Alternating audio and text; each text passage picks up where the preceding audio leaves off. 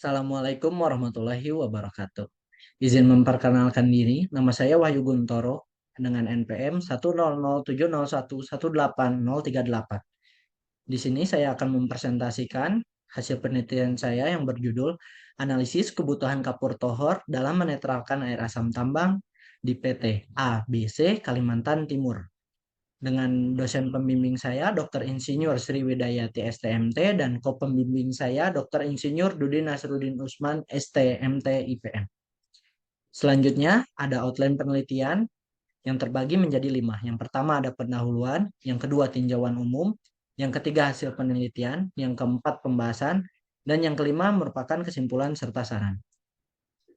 Masuk ke latar belakang, pertambangan merupakan salah satu usaha yang dapat mengubah bentang alam pada daerah sekitarnya yang berdampak terhadap perubahan sifat kimia, fisik, dan biologi air serta tanah. Yang kedua, air asam tambang sebelum dibuang perlu dilakukan penanganan dengan menggunakan agen penetral agar memenuhi standar baku mutu lingkungan. Kapur tohor digunakan untuk meningkatkan nilai pH dan dapat mengurangi kandungan-kandungan logam berat. Dan yang ketiga, melakukan analisis kebutuhan kapur tohor untuk menetralkan air asam tambang di daerah penelitian. Selanjutnya, tujuan saya membagi menjadi 3. Yang pertama, mengetahui keadaan penetralan pada setting point air asam tambang.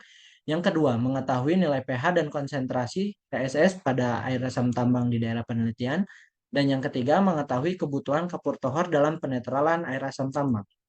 Selanjutnya ada diagram alur penelitian. Di sini saya menggunakan 2 data primer dan data sekunder. Untuk kemudian dianalisis baku mutu menurut Peraturan Menteri Lingkungan Hidup Nomor 5 Tahun 2022. Untuk kemudian dapat disimpulkan dan juga disarankan penelitiannya. Selanjutnya ada peta lokasi dan kesampaian. Untuk lokasi sendiri berada di Kabupaten Kutai Kartanegara, Provinsi Kalimantan Timur. Selanjutnya ada peta geologi. Dapat dilihat pada peta bahwasanya daerah penelitian berada pada formasi Kampung Baru. Selanjutnya ada desain settling pond, di mana desain settling pond ini memiliki 6 kolam pengendapan. Berikut adalah tampak sampingnya. Selanjutnya ada debit air asam tambang, di mana memiliki debit rata-rata terbesar sebanyak 21 liter per second dan debit terkecil sebanyak 4 liter per second. Selanjutnya ada nilai pH air asam tambang dengan nilai pH terendah 5,1 dan nilai pH tertinggi 5,96. Selanjutnya ada konsentrasi TSS air asam tambang, di mana untuk TSS atau kekeruhan ini dengan nilai terkeruh ada 170 mg per liter dan yang kecil ada pada 30,67 mg per liter. Selanjutnya ada perhitungan kebutuhan kapur tohor dengan cara molaritas, di mana dapat dilihat konsentrasi CaCO3 didapatkan sebesar 0,1481 gram per liter. Maka dalam penanganan air asam tambang diperlukan kapur tohor sebanyak 0,148 gram dengan rata-rata kebutuhan per hari sebanyak 169 kg harinya. Selanjutnya ada pengaruh kapur tohor terhadap kekeruhan. Untuk nilai regresi didapatkan 17,34 mg per liter dengan persentase kenaikan 15% dan juga kondisi setelah ditreatment menjadi 92,5 mg per liter. Selanjutnya ada kesimpulan, penetralan air asam tambang dilakukan dengan mencampurkan langsung kapur tohor pada kompartemen.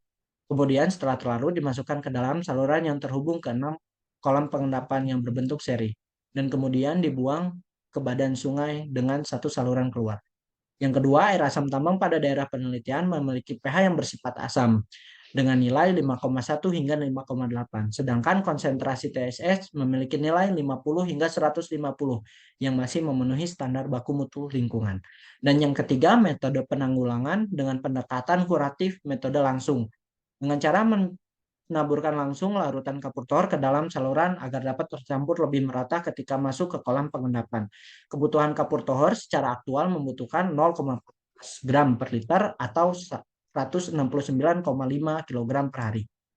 Berikutnya, saran dari peneliti. Yang pertama, perusahaan perlu melakukan pengecekan air asam tambang secara berkala dalam menetapkan nilai minimal untuk dilakukan penanganan dengan kapur tohor agar lebih efektif dalam penggunaan kapur.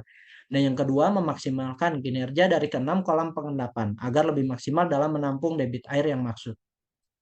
Sekian presentasi dari saya, kurang lebihnya mohon maaf. Wabillahi taufiq walhidayah. Wassalamualaikum warahmatullahi wabarakatuh.